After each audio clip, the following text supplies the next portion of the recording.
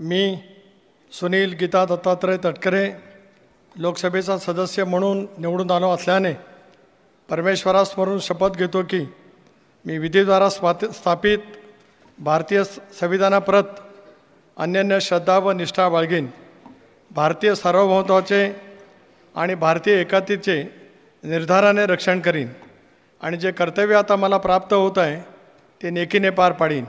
Jai Hind, Jai Maharashtra, Jai Shivray.